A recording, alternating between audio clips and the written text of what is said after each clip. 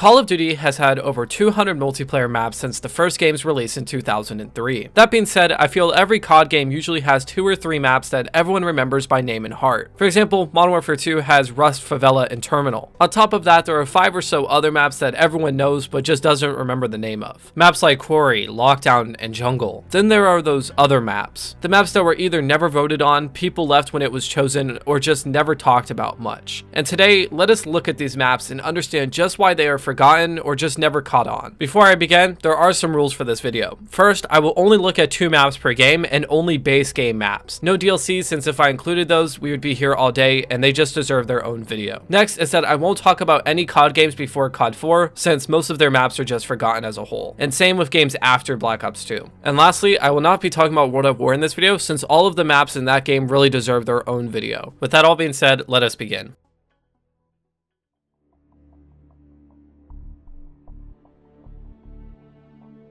Call of Duty 4's most famous maps are Vacant, Crash, and Shipment, and the least famous maps in my opinion are Strike and Downpour. To understand why these maps are not remembered, we need to quickly understand that Call of Duty 4 only really has 3 types of map design. The first one is the centerpiece, where both teams fight over, and 2 flanking routes on both ends of the map. This can easily be seen by maps like Block, Ambush, and Showdown. The second type of map is just open-ended, where there's many different routes that lead to small centerpieces, but overall there's not a place where players concentrate. This can be seen by maps like Overgrown, Pipeline, and Backlot. The last type is Tug of War, which is basically a really open map with only one flank route and both teams fight for the middle of it. This can easily be seen by maps like Bog and Wetwork.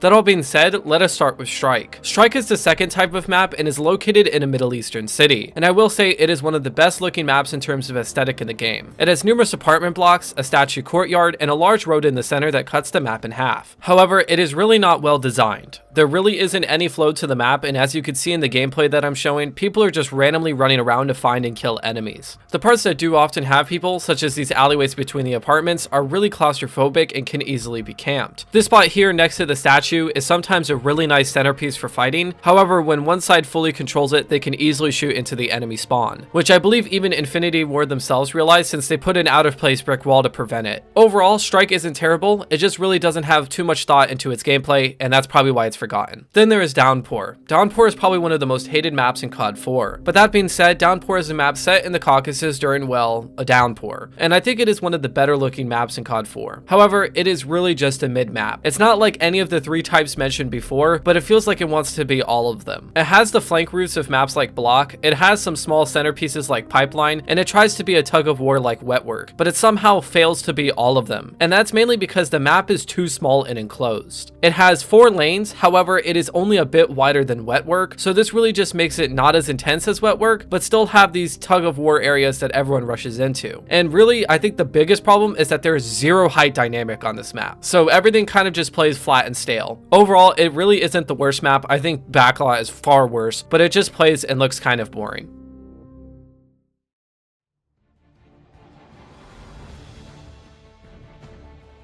As I said in the intro, Modern Warfare 2's most famous maps are Favela, Terminal, and Rust. That being said, the least famous maps in my opinion are Derail and Rundown. Derail is a map set in Siberia and was one of the biggest maps pre-Modern Warfare 2019, having a full research center, train derailment, a forest, and an entire village. That being said, I think it was forgotten since it was just way too big. It easily should have been split into 2 separate maps, and because of that, I think what most of us remember from playing is just kind of running across it and sniping or long-shotting from one side to the other. Overall, it is the weakest map in Modern Warfare 2 because of how big it is, but it really isn't that bad. On the other hand, Rundown is a medium-sized map set in a Brazilian village, and follows the centerpiece with 3 flank map design from COD 4. That being said, I think this map was not really forgotten, but more of just not brought up at all because it really wasn't special. Most of the fighting is either rushing across the bridges or just shooting from the top floor down and vice versa. Outside of that, it has a really boring look to it, just being full of browns and greens, and the flow of the map is pretty dull compared to something similar like Sub Base and Underpass. Overall, not really a bad map, but does not compare to most of the maps in the game. As a whole, I think Modern Warfare 2 really shifted map design both in terms of development and memory wise. The previously mentioned 3 types really started to be phased out in this game for more sprawling alleyway maps like Favela and team flow maps like Terminal. With that being said, let us go to Black Ops.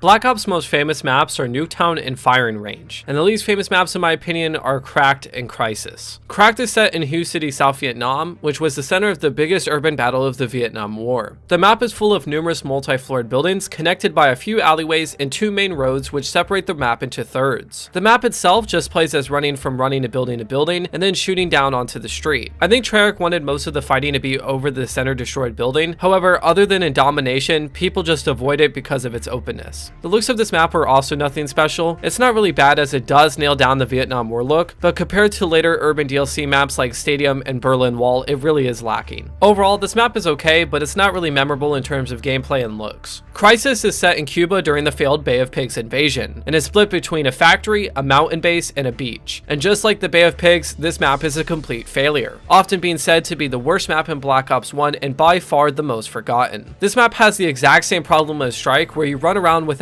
any flow trying to find other players. Except, unlike Strike, there really isn't any centerpieces that people fight over. Outside of that, this map is another one that looks really dull, which I think really comes down to the skybox being terrible. If this just had a clear blue sky instead of this cloudy mess, I think the map would better stick in players' minds. Overall, it's just a really boring map with no direction, and so it became quickly forgettable.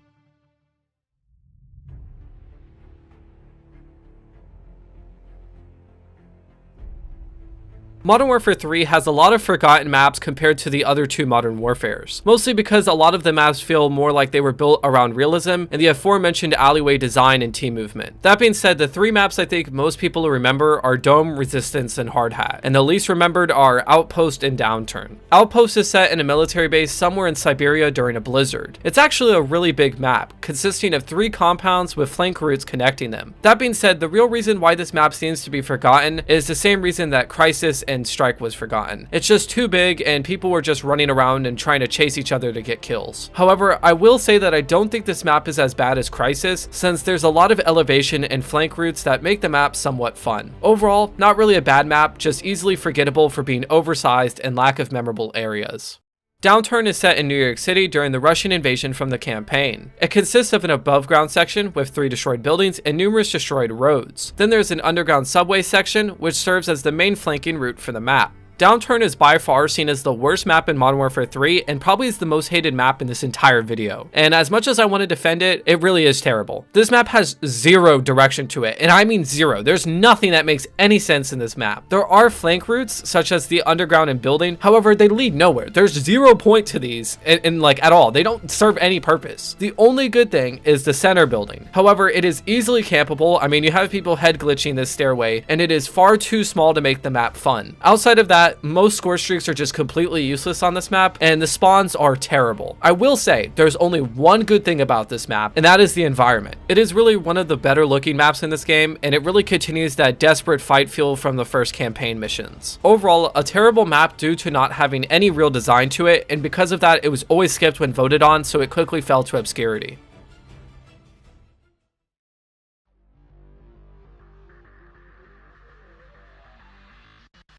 Black Ops 2 is much like Modern Warfare 2 in terms of nearly every map being remembered to some degree, with its most famous being Standoff, Hijacked, and Raid. That being said, the only 2 maps that I think people don't remember so well are Aftermath and Overflow. But to understand these maps, we need to quickly go over how Black Ops 2 changed Call of Duty mapping. Black Ops 2's maps design was different from the complete open battlefields of World at War and COD 4, and the flow/alleyway maps of Modern Warfare 2 and Modern Warfare 3. Black Ops 2 introduced a strict 3-lane map design, which basically was just a map entirely made out of 3 flanks, with usually either a centerpiece in the middle that connected the routes or numerous connections throughout. Now, Black Ops 2 didn't just introduce strict 3-lane map design, nearly every map had it, with the only exceptions being Carrier, Cargo, and Yemen. With that being said, now let us look into why Aftermath and Overflow were forgotten. Aftermath is set in a destroyed Los Angeles, and saying the state of LA now and that this game is only 2 years in the future, I gotta say it seems like a pretty accurate prediction of LA. Anyways, the map is literally just a 3-lane with only one connection through the middle, and both ends of the map being open with elevation and different ways to attack. That being said, the map pretty much plays the same way every time, and there's really nowhere of interest that stands out as memorable. Overall, it's not really a bad map, it's just really simple and has nothing that makes it special.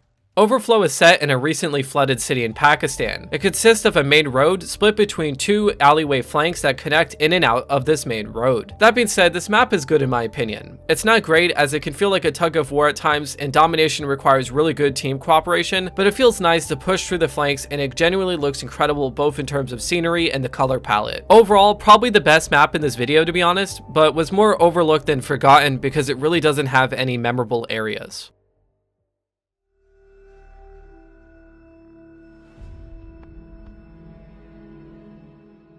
All 10 of these maps are forgotten or overlooked for one of a few main reasons. One, the maps just look forgettable, usually relying on gray or dark green colors and not having any structures that stand out. Two, the maps just don't play well, often boiling down to running around to find the enemy instead of having good map funneling. Or three, they were in a game that was most known for its other types of map design. That all being said, for anyone who thinks that I'm just saying any map that is bad is forgotten, I would say that's not really true. Because as much as it hurts to say, maps like Backlot, Array, and Mission are absolutely terrible, but they are still remembered by the community. But I will say that if a map is seen as not good by the community, it often gets undervoted or people will leave when it shows up, and so it quickly can become forgotten. Anyways, that all being said, let me know what other maps you think are forgotten that deserve some recognition. Otherwise, thank you so much for watching. If you're new to the channel and like videos like this, like and subscribe. If you already are, like and share. That all being said, have a good day and goodbye.